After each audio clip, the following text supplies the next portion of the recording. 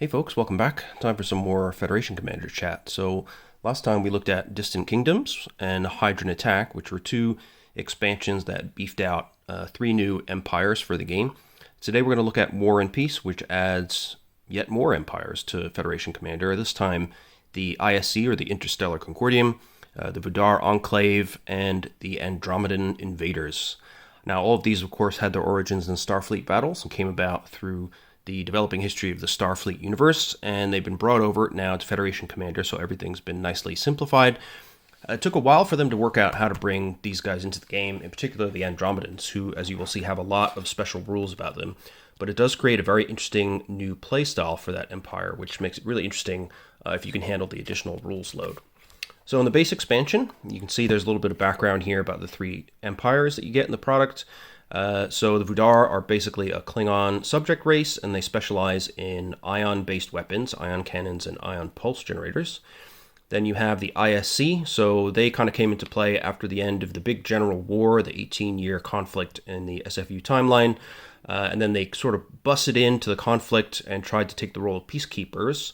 And given that they had observed everybody else during the general war, they came out with ships that were really well built, quite tough and well-balanced opponents, and they tried to sweep across and put a stop to all the madness, basically, in a move they called the pacification. Then we have the Andromedans. They had appeared sort of around the edges in some reports from isolated ships and survey fleets during the general war, but after the war they launched into a full-force invasion. So they were based in the Andromedan galaxy, worked their way into the Lesser Magellanic Cloud, took over everything they could in there, and built up a base to then extend into the Milky Way. And basically their goal was to conquer the entire galaxy as well. So they have a lot of unique technology, which we'll see in the rulebook in a second. So in this product, you also have three boosters that are related to it, which we'll look at as well. And that's the usual pattern. You'll get one main expansion and then three boosters with some additional ships, as well as repeats of some useful ships from the main product. One thing they don't mention here is specifically what's inside, but I'll show you that just now. So first of all, of course, you get the scenario and ship guide as per usual. You get the typical mix of 1-inch and half-inch counters. You'll notice that some of my counters have been punched and sorted. The Andromedans and the Vudar and some others, I have a lot of duplicate counters from the SFB products I have for them. So I haven't needed to punch all these out, but I did want some more ISC counters, so I took those out. And I do actually have 2 copies of this counter sheet as well. Then we have 16 new ship cards, and we also have a new reference card here for the weapons that appear in War and Peace. And then we have a battleship as well for the ISC. Oops. Try and show you the whole thing. There you go. And then we have the typical additional map board, which is they're usually the misprints that go into these. Now the 1-inch hex side looks fine, nothing really of note misprint-wise. On this side, we have a kind of funky extra line here, but still perfectly usable. But nothing in particular exciting about these. It's not like in some of the other products where you get, a special map board with gas giants or whatever. It's just basically a board stiffener to keep everything nicely aligned inside this product. So we'll start off by going through the ship-in scenario guide. There's a little bit of info here at the beginning about the Vudar and the ISC and the Andromedan ships, and then details of all the people behind this expansion. It's interesting and worthwhile to read the designer's notes here because it explains a little bit about why it was tough for the designers to bring some of these Andromedan technologies into FC. There are a lot of special rules about the Andromedans in SFB that apply to all their different systems and their interaction with other things. So it took a while to work out how to actually bring them into FC without an enormous amount of additional rules load. And actually what put them over the edge and got them on the right path was a proposal from a fan, Lauren Knight, who produced a playtest set of power absorber panel rules, which then became the basis for the rules that we find here. And as with some of the other products, we kind of go directly into some additional rules here. And so we have, for example, right at the start here, the ISC ships have special Plasma F torpedo launchers that fire to the rear. They're primarily defensive systems, so they have a special restriction where each bank of rear-firing Plasma Fs can only fire offensively at one target in a turn. However, the same bank can launch any number of torpedoes that they have armed at defensive targets like shuttles, gunboats, drones, etc. So they mark these plasma F banks as a single big box on the ship cards, because once you launch one offensively, that bank is effectively out of use for the rest of the turn, even if there's, say, 4 or 5 launches in there. So it's not too much to understand. It's just a little bit of an extra restriction from other plasma using empires. Then we get into some Andromedan stuff here. So first, the power absorber panels. Now this is a big difference from any of the other empires we've seen so far. Every other empire we've seen uses shields as protection for the ship, and you have to bust through the shields before you start doing internal damage. The Andromedans, however, use a special technology called power absorber panels, which are really different in a number of different ways. So first of all, the Andromedan ships just have 2 banks of power absorbers, one that covers the front half of the ship, so basically shields 1, 2, and 6, and the other covering the rear half of the ship, shields 3, 4, and 5. So in that sense, the damage allocation against power absorber panels is simplified. You just have to see if the shot is hitting the front half or the back half, apply the damage to the panels accordingly. But the real killer function of these power absorber panels is that when they take damage points, they get absorbed by the bank and then are turned into power, which can be transferred around the ship and used for Andromedan weapon systems, right? So there's some special rules here as well about how you deal with burn through. They brought across an element from SFB where disruptors are particularly effective against Andromedan power absorber panels, and they get some extra burn through damage compared to other heavy weapons.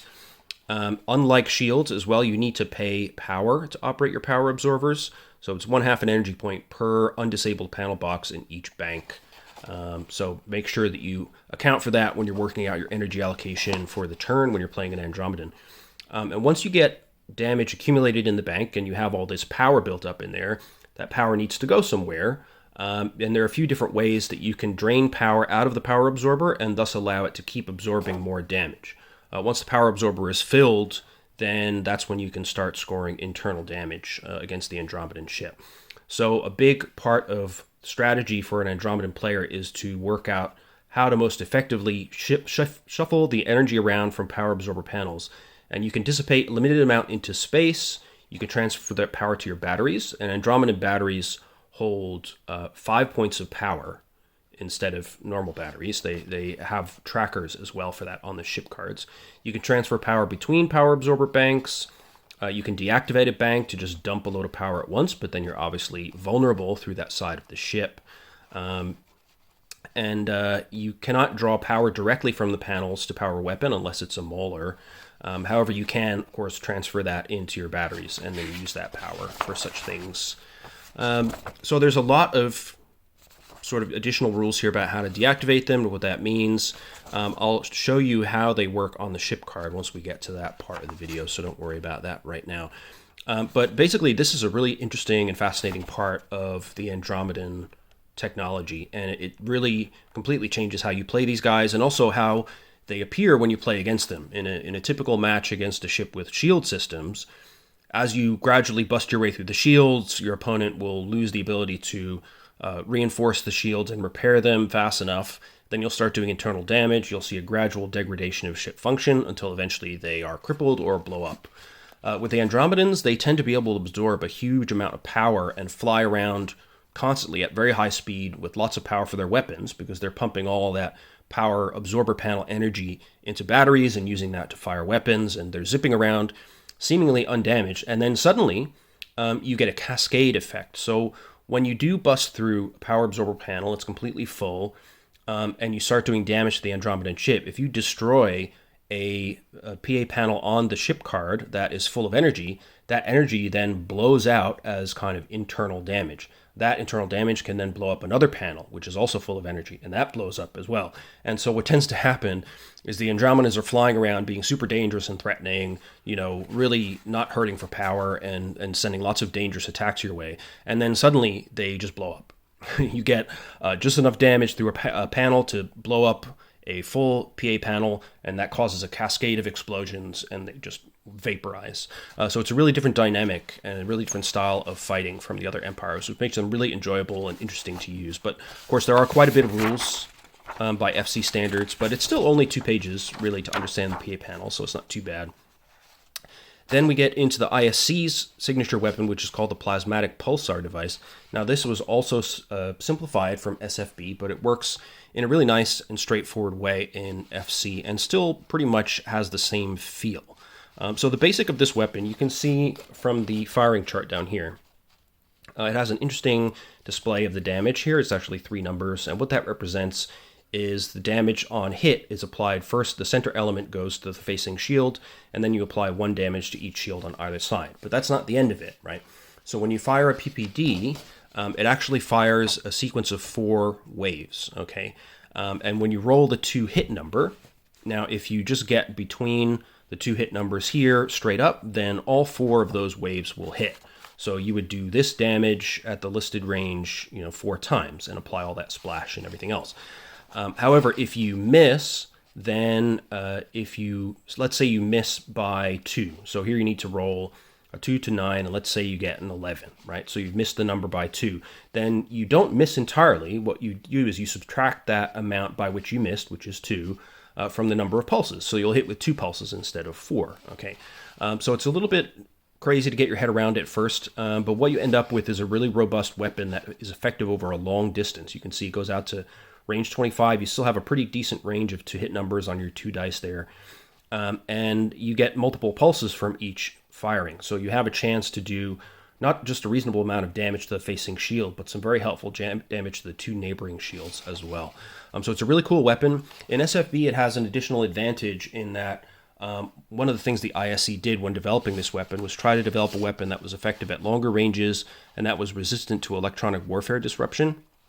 That does not reflect so much in the FC usage here because we don't have all those electronic warfare rules. However, it does still have a similar damage effect. And also in SFB, you can overload the weapon and get 6 pulses, and the way the pulses work is different. You have time where it takes multiple impulses for those pulses to hit, so you can turn the ship and have them hit different shields, or you can break wave lock, as it's called, and get away from the subsequent pulses. But none of that applies here. It just simplifies things down, and it's just 1 roll of the dice, which is really nice.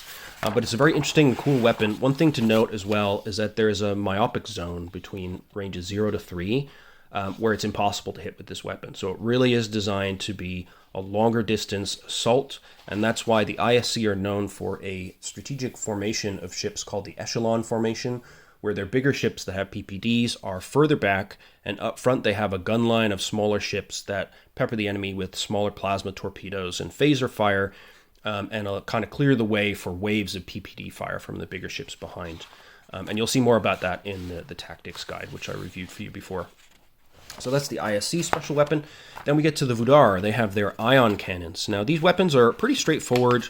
It's basically just a standard direct fire weapon, but what's unique about it, as you can see down here, so you have a 2 hit number to roll on 2 dice. Again, has quite a long range, up to 25 hexes. Overloads are only available out to 8 hexes, similar to a photon. And also similar to a photon, I mean, if you manage to score a hit, you will do a fixed amount of damage, either 6 for a regular shot or 12 for an overload. So it's pretty cool for them. I mean, even at quite a long distance, you can score pretty reasonable amounts of damage against ships. And the other weapon that the Vudar have, which we'll get to shortly, synergizes nicely with this, and I'll explain why when we get to the ion pulse generator. So that's basically it. You can fire these over 2 turns, so they are a typical heavy weapon firing cycle.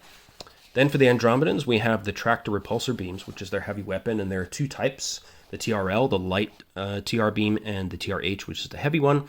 The TRLs require 2 points of energy on 2 consecutive turns, and the heavy requires 3 points of energy on 2 consecutive turns. Basically, these weapons work as kind of alternatingly repulsive and attractive tractor beams, kind of switching on a millisecond scale and shaking the enemy ships apart. So they take quite a bit of energy to pump up, but as you can see, particularly the TRH does a hefty amount of damage. You can get up to 20 damage if you're within close range of the enemy target. So your Andromedans will have typically several of these, either TRLs, TRHs, or a bit of both.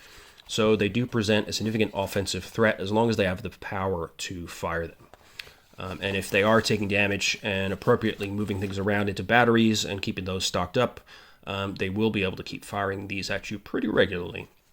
You can also use these beams as a secondary tractor beam if you want. So any energy that you pumped into the beam already is kind of automatically applied to the tractor auction if you go into that. Now for the Vudar, you also get, as I mentioned briefly, the ion pulse generators. Now these are a really effective defensive mechanism which allow you to do tons of damage to small craft, basically. So they have a capacitor, kind of like an ESG. You can pump up to 4 points of energy in there. And you can't do like fractional points of energy. It has to do whole points of energy. And then you can use it in so-called ionic wave mode. So basically you announce that you're going to do it either during the defensive fire or offensive fire phase. And the way it works is the same in either case. And then you say how many points of energy you'll discharge up to the amount in the capacitor, which could be from 0 to 4. And then the burst will damage drones which have impacted any ship, Vudar or otherwise, which is within a 2 hex burst radius. So each point of energy used produces 1 damage point on any and every drone, defense satellite, or shuttle, including fighters, within 2 hexes. Targets on the other side of the web are not damaged by an IPG burst. It will not damage ships, gunboats, plasma torpedoes, bases, planets, asteroids, some monsters, etc. So this is a really, really powerful function to defend Vudar against drones. It's just fantastic, basically. For a relatively small energy investment, it will do damage to every drone in a 2 hex radius. So it makes them pretty able to laugh off large drone waves from empires like the Kzinti or the Klingons. And that's really useful when you consider the main benefit of their ion cannons here is that they're able to do consistent damage out to pretty decent ranges. So at long standoff ranges, one way you might try to deal with that as another empire would be to launch seeking weapons. But here the IPGs can just knock down all your drones without much trouble. And a lot of the heavy cruiser and up Vudar ships have multiple IPGs, so they can do it more than once per turn. So they're really not, they're very afraid of your drone waves and other long distance weapons. So that allows them to do a fair amount of damage picking away at you from a distance before you can really close in and mitigate that IPG defense and start using your heavy weapons and phasers to really punch through those defenses. Now you can also use the IPG in jamming mode, which basically gives you a die roll shift. So it's kind of like using it as a scout function or as an electronic warfare function. And you can, again, use a certain amount of power in the IPG to increase the modifier up to the game system's maximum of +3. So that can be extremely useful. You can use that to jam enemy weapons, basically, and make it really difficult for them to hit by applying this die roll modifier to them. Then we're back to the Andromedans. We have their fantastic displacement device, which is just a load of fun and really, really cool. So one of the major powers of the Andromedans is that they have really great control over transporter technology and tractor technology. So the tractor technology you can see through their use of tractor repulsor beams, and the displacement device is how they harness their insane mastery of transporter tech. The displacement device can be used on yourself, on other Andromedan ships, or on enemy units, and it has a different effect in each case. But the basic idea is that this allows you to transport another target quite a long distance across the map. So if you apply this to yourself, then basically you roll a die, and if you get anything below a 6, then you can displace your unit anywhere within 12 hexes. Okay. If you target an enemy unit, then the target ship is displaced randomly, so you'll roll a die and use the directional indicator on the map and pick a random direction from that die roll. Then roll a second die, and that'll be the number of hexes they displaced. If your opponent is very, very unlucky and their ship gets displaced inside an obstacle, such as a planet, then they instantly are destroyed, and that's really hilarious when that happens.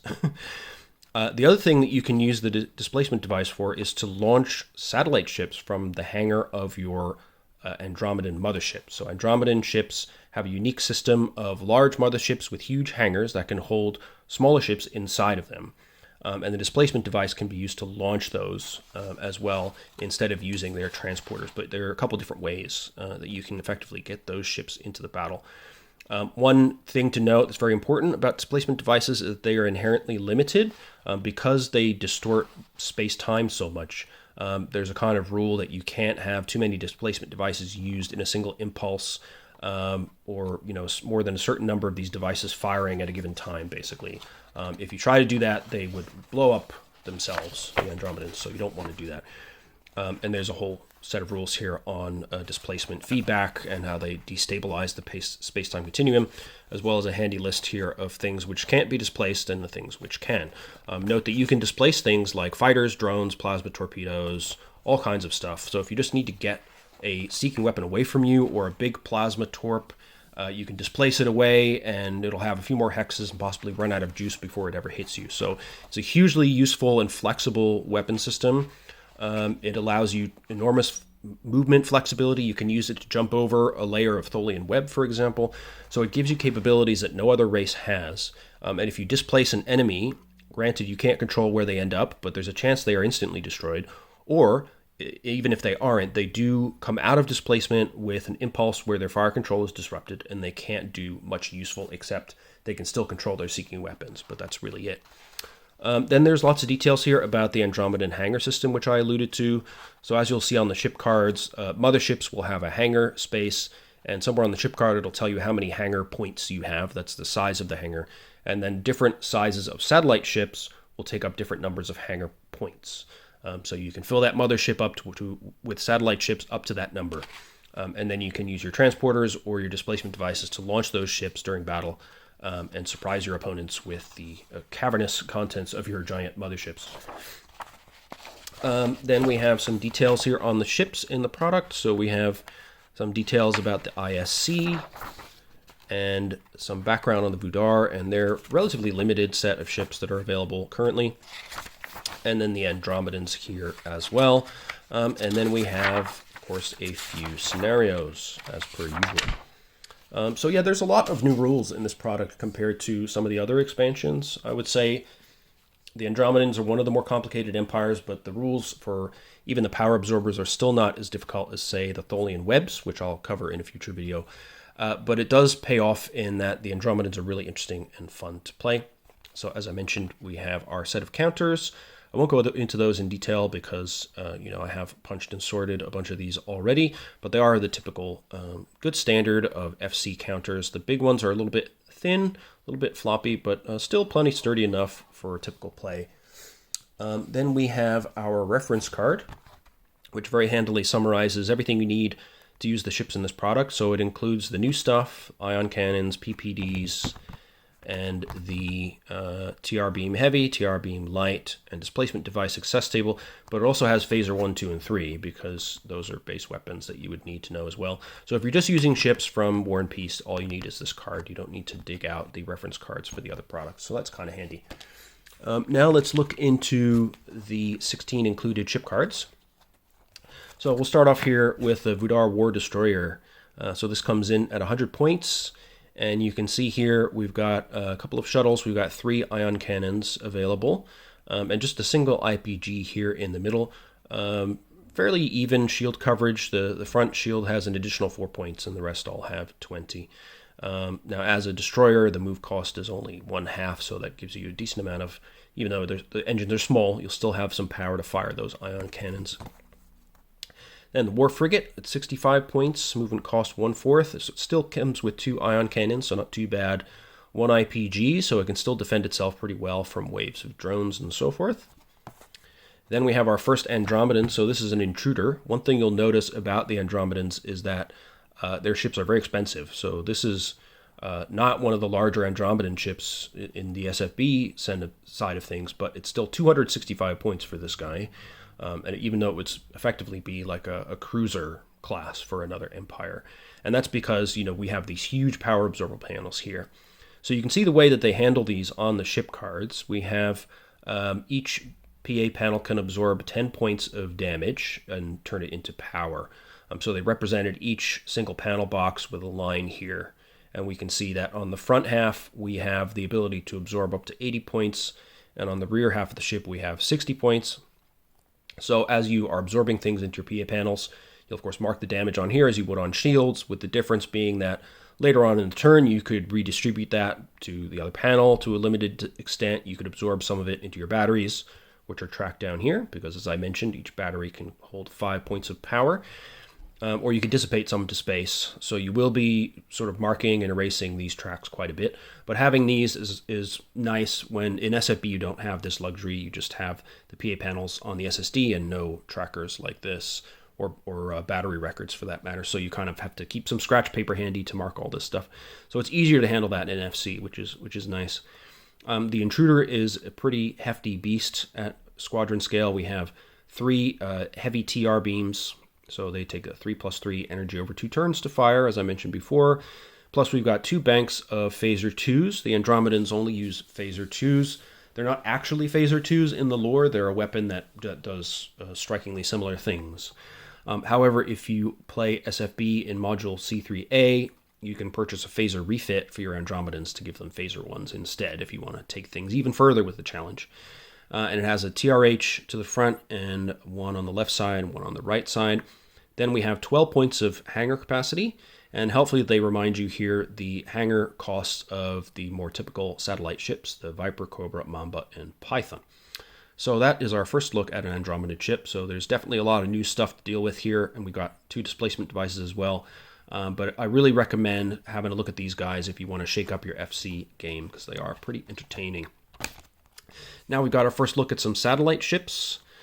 So these guys, we have actually, the Conquistador has a hangar itself. So it can carry only 4 points of satellite ships. So that means it's restricted to carrying a Viper or a Cobra. Handily right next to it, we have a ship card for a Cobra. You can see it's fairly small at a cost of just 83 points, which is not very much for an Andromedan ship. We've got 4 phaser 2s and just 2 light transporter repulsor beams, or tractor repulsor beams, rather. We've got 40 points of PA panels to the front and 30 to the rear. But these guys, they just cost 4 hangar points. So in a typical mothership like the Intruder, you could actually carry 3 of these inside that ship and launch them out whenever you please. The Conquistador, here we have some cargo spaces available here, and it has 6 phaser 2s, 2 displacement devices, and 2 heavy tractor repulsors in the front, as well as 2 more phasers. We've got 60 points of PA panels to the front and 40 to the rear, along with 6 batteries to store some of that juice you've been absorbing. Then we have the Mambas.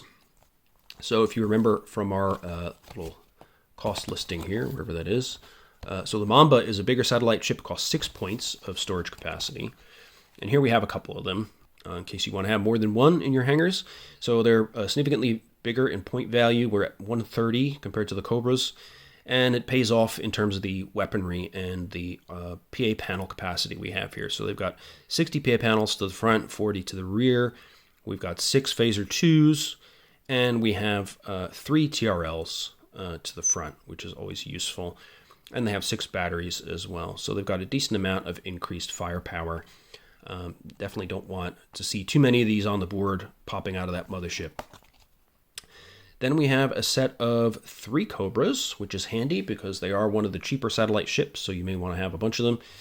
So yeah, as we showed before, they have less PA panel power and 1 less TRL and 2 less phasers than the Mambas. Then we have an Andromedan battle station, which is a scary beast. You can see we've got a whole load of batteries here. We've got 24 batteries, so it can store a lot of additional power. And we've got 6 PA panel banks. So for bases, rather than having just 2, a front and a back PA panel, the bases have 6 PA panels mapped to the hex sides like a regular base would be. And you can see here we've got a whole load of TRHs, so a huge amount of firepower in this base. Now in SFB, so this base is already 500 points, okay, so it's pretty hefty. But the base of the Andromedan invasion was using gigantic star bases called desecrator star bases. In SFB, I think these are about 1,200 points, and they're absolutely terrifying. Those have not yet been represented in FC. I hope they will make like a full letter-sized ship card, like a battleship-sized card for those, because that would really allow for some amazing fleet battles against the Andromedan invaders. But in the meantime, it's fairly easy to use the SSD from SFB and apply similar methods here to draw up something for yourself, but it would be nice to see those.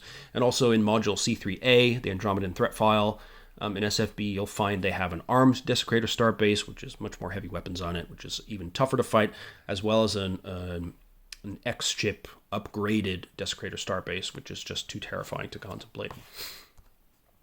So there we go. That's our first few cards. Now we'll take a look at the rest here. And we've got our first ISC. So here's a big beastie, the ISC Dreadnought. You'll notice that there are kind of a couple of variations here.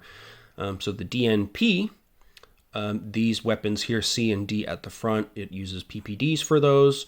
If you choose the DNT, then those weapons are Plasma S instead. So you have some options here.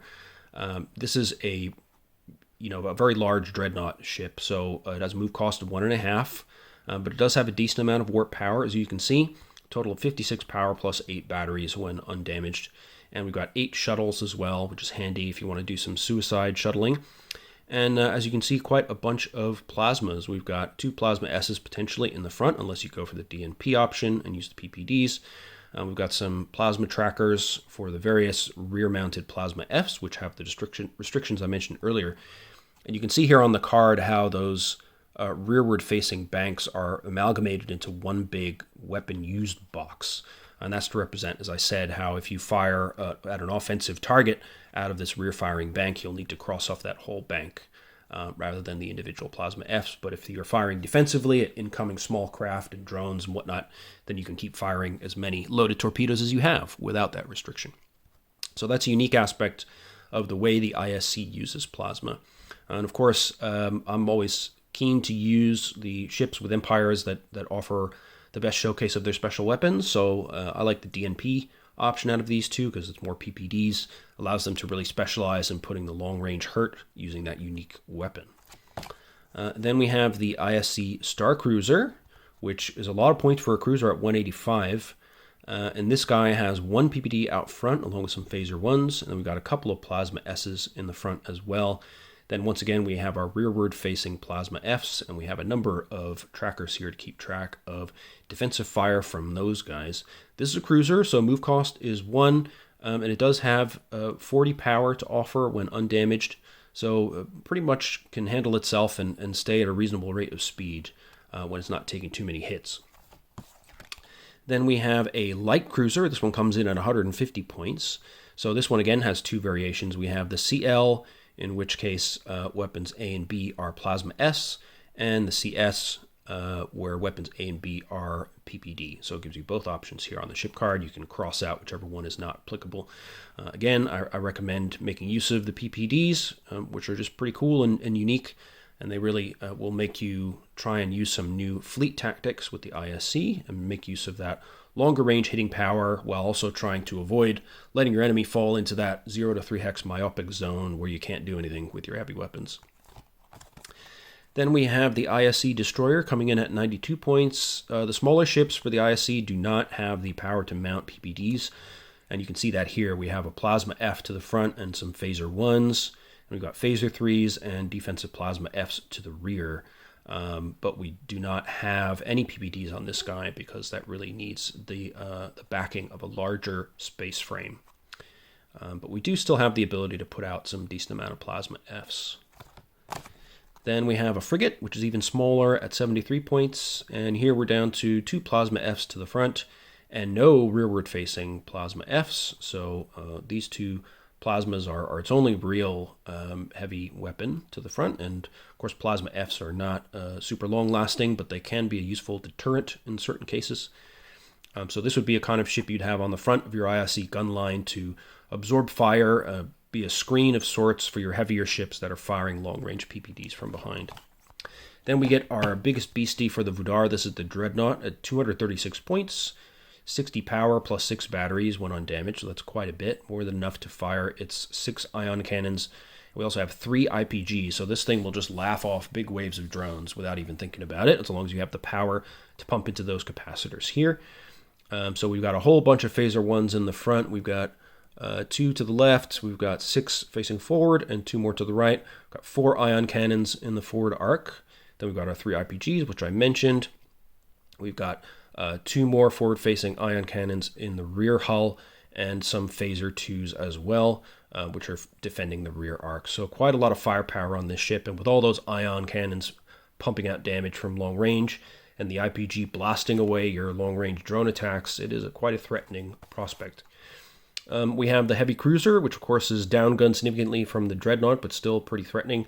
It's 145 points with 4 ion cannons, 2 IPGs, so you at least get 2 waves of defensive fire against drone attack.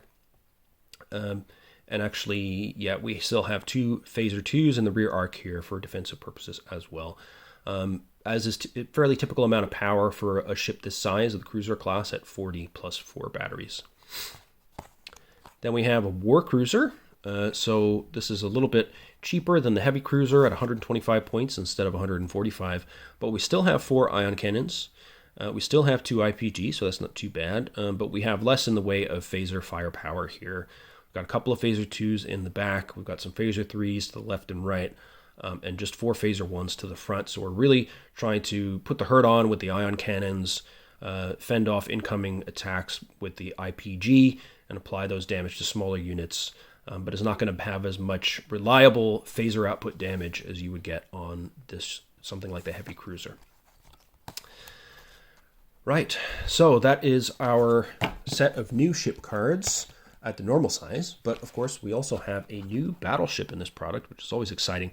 This is the gigantic and scary ISC battleship. You can see it takes up a full 360 points with 8 points of damage control. It has very large banks of rearward-facing plasma Fs, which of course are marked in that distinctive way on the ship card. So we've got 6 on either side, so they're really effective at defending the rear of the ship and the left and right sides of the ship. Then to the front we have 2 PPDs mounted in the center hull and 2 more on either side, plus we've got plasma S launchers as well, plus we've got a whole load of phaser 1s. We've got 4 on either side plus 6 in the center hull there. We've got quite a bit of hull here to absorb incoming damage and a whole load of batteries, 12 in fact. And then we've got, as well with our defensive rear-facing plasma F emplacements, we've also got 8 phaser 3s to fend off incoming attack as well. And just look at all the plasma arming tracks here, quite a few. So this is a really fun ship to fly if you like flying battleships. It just puts loads of counters out on the board, lots of scary waves of PPDs, pulses coming out everywhere. It's a lot of fun. I'm a big fan of battleships because they just add that sense of sort of scariness on the board when one comes out, and trying to take one down as a mixed fleet of smaller ships is a genuine tactical challenge. And this guy in particular really feels like a beast to me. Part of the way that you need to put a hurt on a battleship is to really get some crunch power against one of its shields and start to wear down its systems before it can use those large amounts of damage control to start healing very quickly. It's harder to do that against a ship like the ISC battleship, which has an enormous amount of power coming at you from a long distance, because you're not going to be able to approach very easily to start picking away at those shields with your heavy weapons. It can keep you at a distance, and particularly if it has supporting ships with other PPDs, plus a front gun line of smaller ships with plasma and so forth, it's just a real mess. So it's a really interesting challenge to fly against. And it's a nice bonus, of course, in this product to get another battleship. Unfortunately, they did not give us the Andromedan battleship, which is called the Devastator. That would have been ideal to have in this product, I think. I've in fact made one for myself using Illustrator, which looks very nice, but I'm probably not allowed to share that with you. But the Devastator is an enormous ship in SFB at about 610 points, I believe, and works really well in FC, assuming your opponent is willing to put together a massive fleet to try and stop that thing. But it would be nice if that came out as an official product, even if it's just in e-pack or something. So that's the main War and Peace. Really, there's a lot to dig your teeth into here. If you want some more tactical challenges in your FC play, you want to experiment with some new weapons and empires, I mean, it's really a no-brainer. In particular, the ISC and the Andromedans are really cool. The ISC have these well-balanced ships with specialized plasma defenses. They've got the really cool PPD weapon, which allows them to be effective at a longer range. And the Andromedans have so many interesting systems that completely change up the way you fly. The Vudar are fairly conventional, but those ion pulse generators are really effective at defanging some drone waves and other waves of small craft, like from the Hydrons. So they do present some new tactical challenges as well. So if you're interested, if you're sort of well invested in FC and you're looking to keep expanding your horizons, then I really would recommend this. But before we go, I'm going to look through the boosters with you as well. Now, these are not quite as value-packed as some boosters for the other products, like Reinforcements Attack, where basically all the ships are new. This is a more traditional style where you get 1 or 2 new ships in each pack, which is a bit of a shame. But on the other hand, again, if you're going to do big set-piece battles against Andromedan Invaders and stuff like that, then there's nothing really wrong with having some duplicates of the smaller ships for these other empires as well, so you can build a variety of battle forces for scenarios and stuff. Booster number 28 is all about the Vudar, as you can kind of tell from the drawing here. The only new ship you get, which I'll show you, is the Command Cruiser. It's basically a variation of the Heavy Cruiser, and I think, in fact, we can look at the differences here. So the Command Cruiser, you can see that the weapons loadout is the same. We have 4 ion cannons, we have 2 IPGs. But the Command Cruiser has some additional features, namely it has some additional reactor power up front here. It has some additional command spaces like the flag bridge there. So there's some small differences basically that allow it to be a little bit more effective, and it's not a huge increase in point value and it's not going to come through in terms of firepower, but you do have additional shields in the front here. For example, you've got 34 versus 30 in the Heavy Cruisers, so they're a bit more robust. They got a bit more power to their name, and they're harder to take over or to go uncontrolled because they do have these additional command spaces. So Command Cruisers are useful variants to have for most empires, and here is no exception for the Vudar.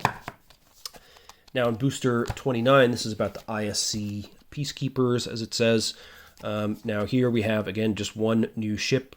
This is quite a useful booster to have, though, for the ISC, because basically it gives you everything you need to have like a full echelon formation. So having a backups of these guys is pretty useful. And this one also has a Command Cruiser variant, which again is a boost from a regular Heavy Cruiser for the ISC. So again, here we have additional command spaces like the flag bridge. We've got some more robust reactor systems. So we've got a little bit of extra juice.